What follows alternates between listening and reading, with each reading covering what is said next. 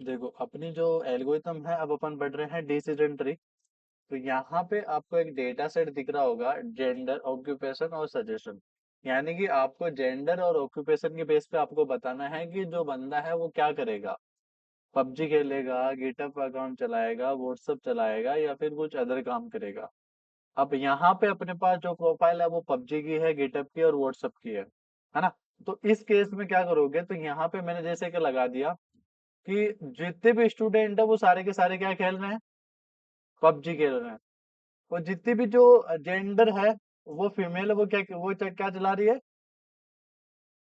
GitHub account चला रही है और व्हाट्सएप चला रही है। तो यहाँ पे मैंने क्या लगाई, ये कंडीशन लगाई कि if occupation equal equal to क्या है, अगर स्टूडेंट है तो वो तो तुम्हारी क्या है, पबजी प्रिंट कर देगा। एल्स अगर कोई जेंडर इक्वल टू क्या है, फीमेल है, अगर तुम्हारा जेंडर उसमें भी क्या है, तुम्हारा जेंडर फीमेल है, तो वो क्या चलाएगी, गिटहब। अगर जेंडर नहीं है तो वो क्या चलाएगा, व्हाट्सएप चलाएगा, है ना। ये लाइन समझ में आई। ये जो इफ कंडीशन लगाई, सेम अपन अपने डिसीजन ट्री के अंदर क्या करते हैं, इसी तरह ट्री के रूप में उसको डिवाइड करते हैं, है ना। तो मैं आगे की तरफ लेता हूँ और नेक्स्ट स्लाइड पे जैसे मूव करता हूँ, तो यहाँ पे मैंने क्या लगाया कि यहाँ पे अपन क्या बनाते हैं कि अगर ऑक्यूपेशन क्या है, स्टूडेंट है ना। तो अगर यस पबजी खेलता है, यस नो, अगर नो कंडीशन में जैसे जाता है नो, तो वहां पे आपने क्या कंडीशन लगा दी कि इफ जेंडर इक्वल टू क्या है, फीमेल, तो वो क्या चलाएगी, अगर यस तो वो क्या चलाएगी, गिटहब अकाउंट चलाएगी। अगर नो है तो वो क्या चलाएगी, व्हाट्सएप चलाएगी। तो सेम अपने डिसीजन ट्री की ऐसे की ऐसी क्या रहती है, कहानी रहती है। अब देखो इसके अंदर आपका जो पहला पहला जो उसको क्या बोलते हैं, रूट नोड, है ना। दूसरा इस चीज को बोलते हैं स्प्लिटिंग। और स्प्लिटिंग किस बेस पे होती है, डेटा की इम्प्यूरिटी के बेस पे क्या होती है, स्प्लिटिंग होती है। फिर बात आती है, ये क्या है, उसके ब्रांचेस। फिर नीचे वाला जो नोड है वो क्या है, डिसीजन नोड, और जो लास्ट लास्ट नोड होते हैं उनको क्या बोलते हैं अपन, लीफ नोड। फिर मैं आगे की तरफ चलता हूँ। इसके एडवांटेज ये देख लो, डिसएडवांटेज ये है कि ओवरफिटिंग की प्रॉब्लम को क्या करता है, क्रिएट करता है, और कुछ भी नहीं है। थोड़ा आगे की तरफ चलता हूँ। दोनों के लिए यूज होती है आपके क्लासिफिकेशन और रिग्रेशन के लिए, ये भी अपन ने देख लिया। फिर यहाँ पे अपने पास जो डेटा की जो इम्प्योरिटी है वो तीन फॉर्मूले के ऊपर बेस रहती है। एक तो इंफॉर्मेशन गेन, दूसरा एंट्रोपी, और तीसरा, तीसरा क्या होता है, हाँ, गिनी एंट्रोपी, है ना। तो इन्हीं तीन फॉर्मूले के बेस पे वो क्या करते हैं, डेटा की इम्प्योरिटी चेक करते हैं। अब देखो यहाँ पे अपन क्या करते हैं, इनका जो फॉर्मूला है वो एक बार याद तो करना ही पड़ेगा अपन को, मेरे को भी याद नहीं है। तो इनका फॉर्मूला आप याद कर लो, एंट्रोपी का फॉर्मूला आप याद कर लो, और इंफॉर्मेशन गेन का आप यूज फॉर्मूला याद कर लो। ये तीनों की तीनों चीजें जब अपन प्रैक्टिकली करेंगे तो वहां पे मैं इन तीनों चीजों को बताऊंगा कि आपको क्या बोलते हैं, इंफॉर्मेशन गेन कब यूज करना है, एंट्रोपी कब यूज करना है, और गिनी एंट्रोपी कब यूज करना है। तीनों को अपन यूज करेंगे। इनकी थ्योरी पढ़ लेना। देखो नॉर्मली यहाँ पे क्या ले रखा है, ये तो आपका एंट्रोपी का फॉर्मूला होता है। ये होता है पी लॉग पी, है ना, ये होता है। और क्या बोलते हैं उसका, ये रहा एंट्रोपी का फॉर्मूला, नॉर्मली एंट्रोपी का फॉर्मूला हो गया। और ये क्या है, ये भी एंट्रोपी है। ये भी एंट्रोपी है। ये इंफॉर्मेशन गेट को क्या कर रहा है, पेरेंट्स के अलग निकाल रहा है उसका वेट, और चिल्ड्रन की क्या एंट्रोपी है, उन सभी का क्या निकाल रहा है, इंफॉर्मेशन गेन। तो इन सभी का इंफॉर्मेशन गेन क्या है, 0.2। ये सभी के सभी अपन करेंगे उसके अंदर, जब अपन इनका क्या करेंगे, प्रैक्टिकली इन्फॉर्म करेंगे, तो वहां पे इन सभी को अपन देखेंगे। तो देखो एक बार के लिए इसकी थ्योरी को मैं यही खत्म करता हूँ। अपन चलते हैं डायरेक्ट अपने उसके ऊपर, किसके ऊपर, क्या बोलते हैं, यहाँ पे आते हैं, और यहाँ पे अपन स्टार्ट करते हैं रैंडम फॉरेस्ट को। क्या रैंडम फॉरेस्ट को डायरेक्ट नोट से पढ़ा लो, जल्दी हो जाएगी अपनी। अरे रैंडम फॉरेस्ट को डायरेक्ट नोट से पढ़ ले क्या अपन।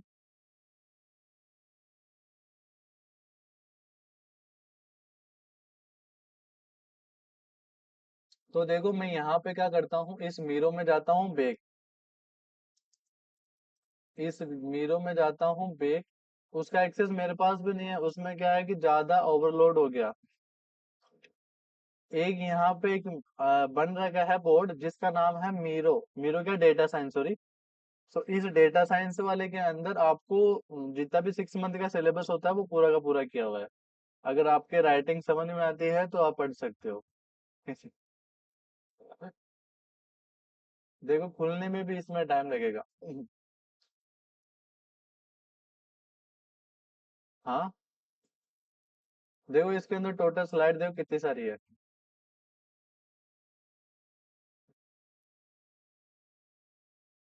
तो इसकी मैंने आउट, ये क्या है कि लिमिटेड टाइम तक अपन को सीट अवेलेबल देता है, लेकिन मैंने इसकी बहुत ज्यादा सीट यूज कर ली, तो इस वजह से ये मेरे को भी बोल रहा है कि आप इसको देख सकते हो बस। और बाकी के लोग भी देख सकते हैं, लेकिन मैं कुछ एडिट नहीं कर सकता। लेकिन अपन इसमें एडिट करेंगे। अपन चला लेते हैं अपना मार्कर।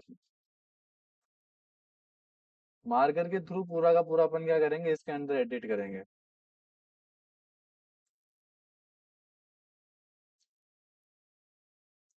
तो देखो मैं लेता हूँ पहले किसको, कहाँ गया, ये बूस्टिंग होगी, बेगिंग होगी, वो की वही नोट्स बने हुए हैं। यहाँ पे मैं लेता हूँ रैंडम फॉरेस्ट को। तो पहले पहले तो क्या है ये, सुपरवाइज लर्निंग है या एसयूपी। फिर ये क्या करती है, रैंडम फॉरेस्ट का मतलब क्या आता है, मल्टी, ये कलेक्शन ऑफ क्या होती है, डिसीजन ट्री या फिर ग्रुप ऑफ डिसीजन ट्री का कलेक्शन होता है। फिर आपने देखा कि ये क्लासिफिकेशन और रिग्रेशन के लिए आप इसको यूज करते हैं। फिर ओवर फिटिंग की प्रॉब्लम को दूर करती है, और वीक लर्नर क्या करती है, ट्रेन करती है। और एनसेम्बल लर्निंग का टेक्निक का क्या है, पार्ट है।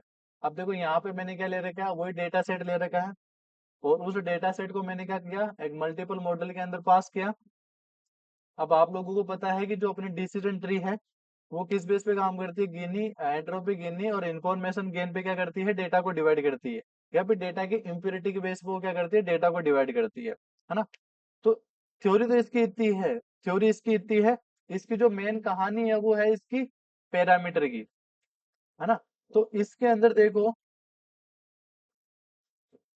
अपन पैरामीटर की बात करें तो इसमें पहला जो पैरामीटर आता है वो आता है तुम्हारा एस्टिमेटर। एस्टिमेटर का मीनिंग होता है बाय डिफॉल्ट क्या रहता है, ये डिसीजन ट्री। पैरामीटर का मीनिंग तो पता है, पैरामीटर का मीनिंग तो पता है ना। रैंडम फॉरेस्ट के पैरामीटर पढ़ रहे हैं अपन। थ्योरी इसकी इतनी है। देखो, अरे मैंने आपको स्टार्टिंग में मैंने एल्गोरिथम के अंदर अपन 2-4 दिन पहले पास किए थे ना, एक दो पैरामीटर। हाँ, सेम ये उसके पैरामीटर है। यहाँ पे आपको बताना पड़ेगा कि एस्टिमेटर का मीनिंग होता है कौन से एल्गोरिथम आप यूज करोगे। तो यहाँ पे मैंने क्या लिख रखी है, decision tree. Number of estimator, कितने मॉडल कितने एल्गोरिथम लगाना चाहते हो आप। दूसरा पैरामीटर, एक एल्गोरिथम के अपने पास मिनिमम 5 या 6 पैरामीटर याद होने जरूरी है ना। फिर नंबर ऑफ एस्टिमेटर यानी कितनी आप उसके अंदर एल्गोरिथम लगाना चाहते हो, डिसीजन ट्री के कितने मॉडल एक साथ बनाना चाहते हो। फिर मैं आगे पैरामीटर लेता हूँ ओबी स्कोर, ओबी एरर। तो ओबी की फुल फॉर्म होती है आउट ऑफ बैग स्कोर। इसका जो मीनिंग होता है बेसिकली, अगर आपको के फोल्ड या फिर वैलिडेशन का डेफिनेशन पता है तो आप इजीली समझ लोगे। देखो वैलिडेशन का जो मेनली मीनिंग होता है, यहाँ ऊपर की तरफ देखते हैं अपन कि वैलिडेशन का मीनिंग क्या होता है, पता है। हाँ हाँ, चेक करना। आप उसको एक नॉर्मल वे में बोल सकते हो, चेक करना। तो देखो अपने पास वैलिडेशन का जो मेन मीनिंग होता है वो ये होता है कि तुम्हारा ये डेटा तो किसके लिए जाएगा, टेस्टिंग के लिए जाएगा। और ये जो डेटा है वो तुम्हारा ट्रेनिंग के लिए जाएगा। तो यही प्रोसेस अपनी क्या होती है, क्या होती है, के फोल्ड तो वैलिडेशन का टाइप है। के फोल्ड तो वैलिडेशन का टाइप है, ये होती है तुम्हारी वैलिडेशन। यानी कि देखो इसके अंदर वैलिडेशन की क्या कहानी होती है कि कुछ डेटा से ट्रेनिंग के लिए जाता है, फिर कुछ डेटा से टेस्टिंग के लिए जाता है। फिर वहां पे तुम्हारी जो एक्यूरेसी है वो क्या होगी, काउंट होती है। फिर कुछ डेटा और किसके लिए जाता है, तुम्हारा ट्रेनिंग के लिए जाता है, कुछ डेटा तुम्हारा टेस्टिंग के लिए जाता है, यही होती है इसकी कहानी। फिर वो क्या कैलकुलेट करता है, एक्यूरेसी वापस कैलकुलेट करता है ना। तो सेम ऐसे ऐसे क्या करता है, वो एक्यूरेसी करके करके आपके मॉडल की परफॉर्मेंस, एफिशिएंसी और एक्यूरेसी को क्या कर देता है, इंक्रीज कर देता है। ये तुम्हारा किसका काम होता है, वैलिडेशन का। तो सेम था तुम्हारा जो ओओबी स्कोर है, सेम इसका काम यही होता है। यही तुम्हारे सेम वैलिडेशन की तरह ही काम करते हैं। देखो ऊपर की तरफ लेते हैं, इन दोनों को पढ़ते हैं कि ये वैलिडेशन की कहानी वैसे की वैसी है, केफोल्ड की तरह वही कहानी, वो की वही मैंने नीचे की तरफ समझाई है। अब देखो तुम्हारे जो ओओबी एरर है, आउट ऑफ बैग एरर क्या होती है, जो आपकी ओओबी स्कोर के अंदर जो एरर हुई वो तुम्हारी क्या होगी, ओओबी एरर। उसको कैलकुलेट करने का जो फॉर्मूला होता है वो होता है 1 - ओओबी स्कोर, है ना। यही तुम्हारा क्या होता है, ओबी स्कोर। फिर देखो इसके अंदर मैंने वापस क्या किया है, तुम्हारे हाइपर पैरामीटर डिफाइन कर रखे हैं मैंने, कि पहला तो तुम्हारा क्या है, नंबर ऑफ एस्टिमेटर, और ये तुम्हारा एस्टिमेटर। फिर यहाँ पे एक हो रहा है क्राइटेरियन। क्राइटेरियन का मतलब है कि अगर आप डिसीजन ट्री यूज कर रहे हो, तो डिसीजन ट्री के अंदर आपने पढ़ा था कि जो आपकी एंट्रोपी है, गिनी एंट्रोपी है, और इंफॉर्मेशन गेन है, इन तीनों को अपन को क्या करना है, यूज करना है। तो यहाँ पे आप क्या यूज कर सकते हो, अगर आपको प्रॉब्लम एंट्रोपी के रिलेटेड है तो एंट्रोपी चूज करना है, गिनी एंट्रोपी के रिलेटेड गिनी एंट्रोपी यूज करना है, और इन्फॉर्मेशन गेन है तो इन्फॉर्मेशन गेन यूज करना है। लेटेस्ट में अभी ये चीज चल रही है। इन तीनों को देखेंगे कैसे आपको ये क्या रिजल्ट दे रहा है। और फिर उसके बाद में नंबर ऑफ एस्टिमेटर की कहानी क्लियर होगी, कितने आपको डिसीजन ट्री ट्रेन करना है। बाय डिफॉल्ट कितने रहते हैं ये, 100। इनको आप चेंजेस करोगे ना पैरामीटर को, तो आपकी एक्यूरेसी में बहुत ज्यादा डिफरेंस आएगा। इस चीज का ध्यान रखना, तभी मैं पैरामीटर बता रहा हूँ। आगे की तरफ मैं चलता हूँ, इसके और पैरामीटर अपन देखते हैं। और पैरामीटर की मैं बात करूं, इसको कर देते हैं ऐसे। मैक्स डेप्थ का मीनिंग, आपकी डिसीजन ट्री कितनी मैक्स में जाएगी। रूट नोड, उसके बाद में कौन से नोड आते हैं, उसके बाद में कौन से नोड आते हैं, सब नोड और लीफ नोड, यानी कितने उसको आप मैक्स डेप्थ पे चलाना चाहते हो। फिर इसकी बाय डिफॉल्ट वैल्यू कितनी रहती है, 3 रहती है। क्या रहती है, 3 रहती है। फिर है मिनिमम सैंपल स्प्लिट, कितनी उसकी स्प्लिटिंग करनी है, 3 करनी है, 2 करनी है, 1 करनी है। तो इसकी जो बाय डिफॉल्ट कितनी रहती है, 2। फिर है मिनिमम सैंपल लीफ, लास्ट में कितने लीफ छोड़ने हैं आपको। फिर उसके अंदर आपका ओबी स्कोर, ये बाय डिफॉल्ट फॉल्स रहता है, इसको ट्रू करते हो तो ऑटोमेटिकली तुम्हारा वैलिडेशन वाला सिस्टम लग जाता है। क्या लग जाता है, तुम्हारा वैलिडेशन वाला सिस्टम लग जाता है। अब देखो मिलेगी कहाँ, अपन को नॉर्मली क्या लिखना है, from sklearn dot ensemble import random forest classifier and random for लगाओ इसको, random forest classifier and random forest regression. देखो नॉर्मली कुछ नहीं करना, और कुछ थ्योरी तो नहीं है ना इसमें। हाँ, तुम्हारी और कुछ भी थ्योरी नहीं है, ये पैरामीटर ही है आपके रैंडम फॉरेस्ट क्लासिफायर के, और कुछ भी नहीं है। हाँ, इस एल्गोरिथम को एक बार क्या कर लो, इम्प्लीमेंट कर लेते हैं अपन एक बार। तो मैं चलता हूँ अपने वीएस कोड की तरफ, ये मेरा वीएस कोड है। इसको मिनिमाइज कर देते हैं अपन, और इसको साइड में कर देते हैं। अब यहाँ पे मैं क्या करता हूँ, जो कस्टमर वाला डेटा है उसको मैंने फिल्टर थोड़ी कर दिया था आप लोगों ने। देखो मेरे पास डेटा सेट नहीं है, मैं क्या करता हूँ नॉर्मली इसी फाइल के अंदर क्या कर लेता हूँ, इम्प्लीमेंट कर लेता हूँ, है ना। देखो मैं इसी फाइल के अंदर क्या कर लेता हूँ, इम्प्लीमेंट कर लेता हूँ।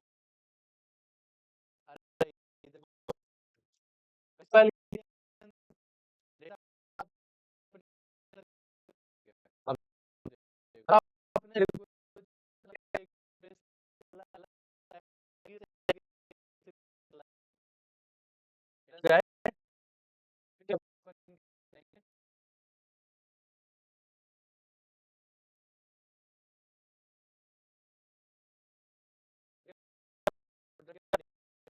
इसकी आ रही है,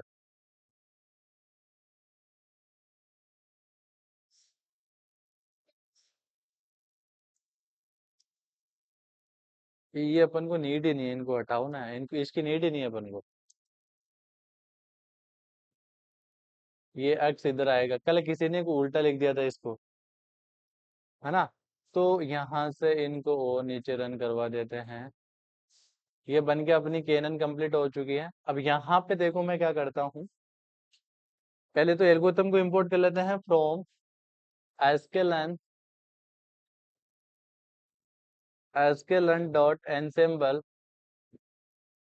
ये क्या हो रहा है, हाँ, एनसेम्बल इंपोर्ट, और उसमें से मैं कौन से कर रहा हूँ, random forest classifier and random forest ये रिग्रेशन, है ना। तो इसको बंद ही करते हैं, कर लिया इंपोर्ट। और इंपोर्ट करने के बाद इस क्लास का मैं क्या बनाता हूँ, ऑब्जेक्ट बनाता हूँ। ये नीचे की तरफ मैं क्या करता हूँ, ऑब्जेक्ट बनाता हूँ। ऐसे ही बनाते हो ऑब्जेक्ट आप। ये मैंने बनाया आर एफ सी के नाम से, R F C underscore OBJ के नाम से क्या बनाया, एक ऑब्जेक्ट बनाया। बन गया। इसको मैं रन करवाता हूँ। इसको रन नहीं करवाया, इसको रन करवाओ पहले, फिर इसको रन करवाओ। ये मैंने करवा लिया, R F C underscore object बनाया। इसके अंदर एक फंक्शन है जिसका नाम है गेट पैराम्स। क्या है, गेट पैराम्स। तो देखो जैसे मैं इसको रन करवाऊंगा तो इसके अंदर जितने भी आपके जो पैरामीटर है वो मेरे को यहाँ पे मिलते हैं। क्या मिलते हैं, मेरे को यहाँ पे मिलते हैं। जैसे कि मैंने आपको एक तो क्राइटेरियन बताया था, इधर देखो, criterion max depth, max leaf node, minimum sample impurity हो गया, मिनिमम सैंपल लीफ हो गया, number of estimator by default कितने हैं 100, नंबर ऑफ जॉब्स ये भी कर सकते हो, ओ भी इसको रैंडम स्टेट भी है ना। तो ये सारे के सारे पैरामीटर अपन को मैक्सिमम 5 या 6 पैरामीटर याद रखने की नीड है। अब देखो इन पैरामीटर को अपन पास करते हैं। मैं लेता हूँ रैंडम फॉरेस्ट को यहाँ पे, और यहाँ पे मैं क्या कर लेता हूँ, पहले नंबर ऑफ जो एस्टिमेटर है उसको कर देता हूँ 200। कितना कर देता हूँ, 200 कर देता हूँ।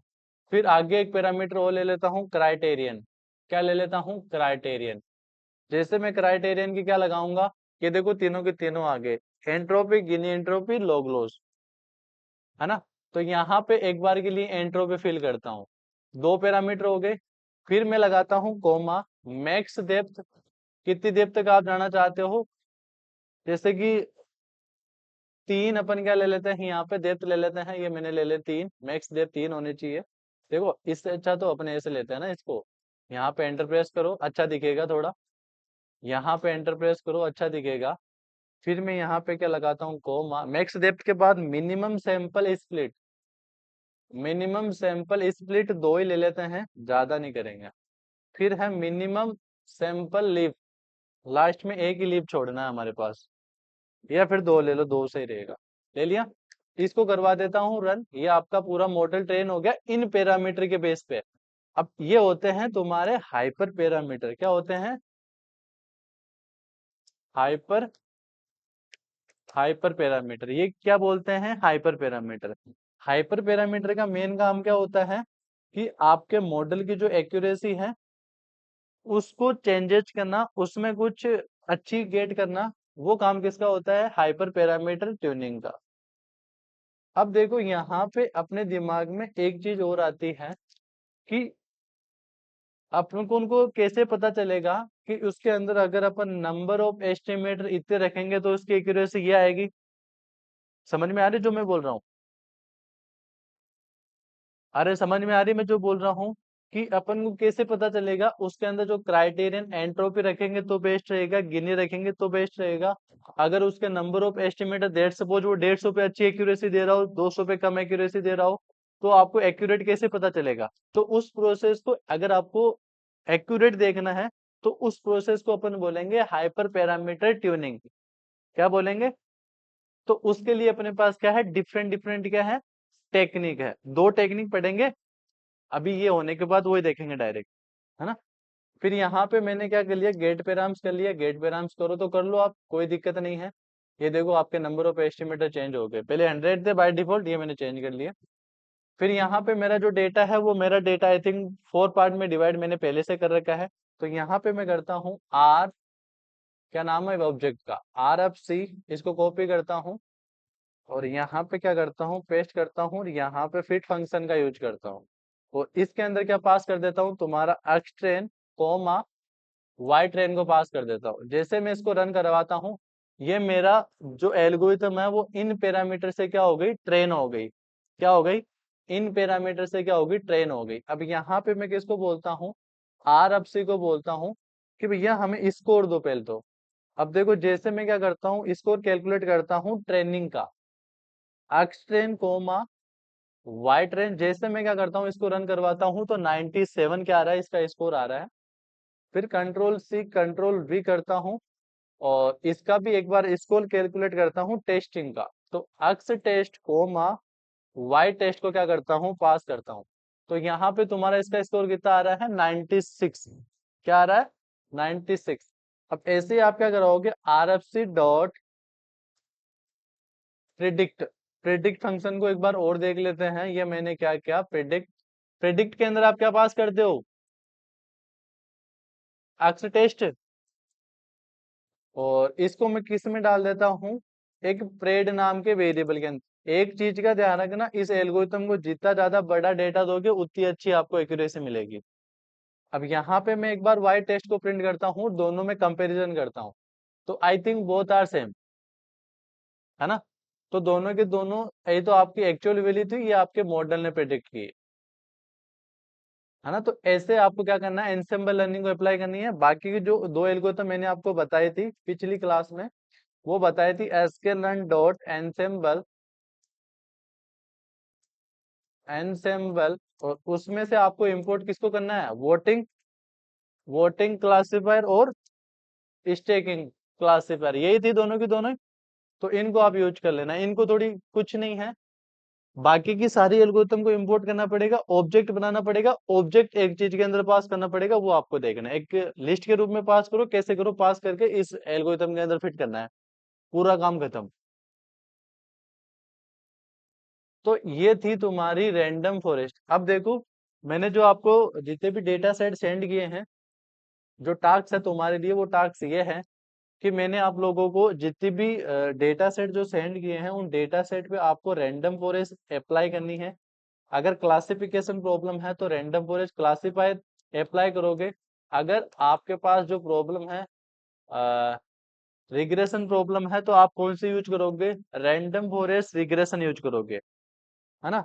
इन सभी को यूज करने के बाद आपको क्या करना है, एक मॉडल बनाना है, और मॉडल को क्या करना है, सेव करवाना है। मॉडल को सेव करवाने के बाद नेक्स्ट क्लास के अंदर मैं आपको पढ़ाऊंगा फ्लक्स, क्या पढ़ाऊंगा, फ्लक्स पढ़ाऊंगा। तो यहाँ तक का जितने भी आपने क्या बना रखे हैं, प्रोजेक्ट बना रखे हैं, उन सभी के प्रोजेक्ट का आपको क्या बनाना है, ये काम करना है। कर लोगे। मैंने जितने भी डेटा सेट सेंड किए हैं आपको, उन सभी पे रैंडम फॉरेस्ट एल्गोरिथम अप्लाई करना है, मॉडल ट्रेन करवाना है, मॉडल को सेव करवाना है। बता रहा हूँ, वापस देखो एक बार, कि आप लोगों को क्या करना है, जितने भी मैंने आपको डेटा सेट सेंड किए हैं, जितने भी मैंने आपको डेटा सेट सेंड किए हैं, उन डेटा सेट को क्लीनिंग करना है, सारी चीजें प्रोसेस करना है। उसके क्या करना है आपको, क्लीनिंग करना है, प्री प्रोसेस करना है उनको, पूरी ईडीएफ परफॉर्म करना है उनका। ईडीएफ परफॉर्म करने के बाद उनके ऊपर रैंडम फॉरेस्ट क्लासिफायर रिग्रेशन, अगर आपकी रिग्रेशन प्रॉब्लम है तो रिग्रेशन वाला लगाना है, अगर आपके पास क्लासिफिकेशन प्रॉब्लम है तो क्लासिफिकेशन वाला लगाना है। उसके बाद में मॉडल ट्रेन करना है, क्या करना है, मॉडल ट्रेन, मॉडल ट्रेन करना है। फिर मॉडल को सेव करवाना है, यहाँ पे आपको क्या करवाना है, मॉडल को सेव करवाना है। फिर उसके नेक्स्ट डे अपन पढ़ेंगे फ्लक्स, यानी कि फ्लक्स, क्या पढ़ेंगे, फ्लक्स। आई थिंक मैं मंडे को भी आपको फ्लक्स पढ़ा सकता हूँ। तो यहाँ तक जितने आपने प्रोजेक्ट कर रखे हैं, मैं आपको ओनली फॉर एक ही प्रोजेक्ट कराने वाला हूँ, जिसका फ्रंट एंड और बैक एंड पूरा बताऊंगा। बाय यूजिंग फ्लक्स, फ्लक्स के थ्रू अपन पूरा चीज करेंगे, है ना। तो ये टास्क आप करके लाना।